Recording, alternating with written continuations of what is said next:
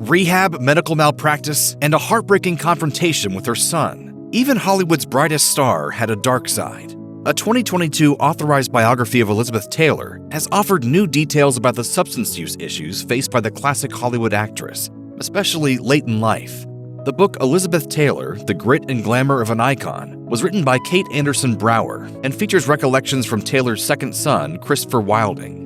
During her life, Taylor was one of the most recognizable actors in Hollywood, with a heyday lasting throughout the 1950s and 60s.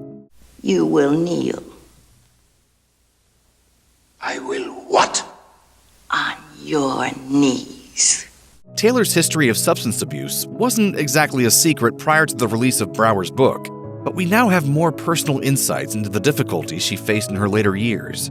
The true extent of Taylor's problems became public knowledge in 1990, when 3 of her doctors were accused of gross negligence for overprescribing the star with potentially fatal doses of narcotics. This had taken place from around 1981 through to 1990.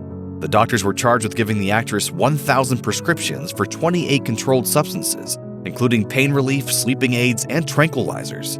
Long before that, in 1983, Taylor admitted she was addicted to sleeping pills and painkillers and claimed it had been going on for more than 3 decades. After a bout with the Asiatic flu in the early 1960s, Taylor had been admitted to the hospital with staphylococcus pneumonia, likely worsened by her consumption of alcohol and Seconal, a prescription sleep aid. She had struggled with alcohol use from at least the time of her first marriage to actor Richard Burton, who also had highly publicized alcohol use issues. 3 of Taylor's doctors received reprimands for their role in facilitating her addiction. At the time, Deputy Attorney General Earl Plowman said, "It was a classic case of abuse involving multiple prescriptions, multiple controlled substances at different pharmacies at the same time." Inevitably, some of the most startling revelations covered in Brower's book come from this time period. In those years, concern from those closest to Taylor grew so severe that Taylor's then daughter-in-law, Eileen Getty, sought help from a healthcare regulatory agency. It was Getty's report that launched the investigation into Taylor's doctors. As it turned out, the degree to which Taylor was overprescribed at that time was such that an independent medical expert assumed she was dead. Based on her medical records, the dosage of prescription medications she had taken was, in their words, incompatible with life. In Brower's biography of Taylor, the actress's second son, Christopher Wilding, also provides a first-hand account of how serious her addiction issues became later in her life. In that section of the book, Wilding recalls a moment when, during a period of time when he was living with his mother in the late 1970s and early 1980s, she summoned him into her bedroom.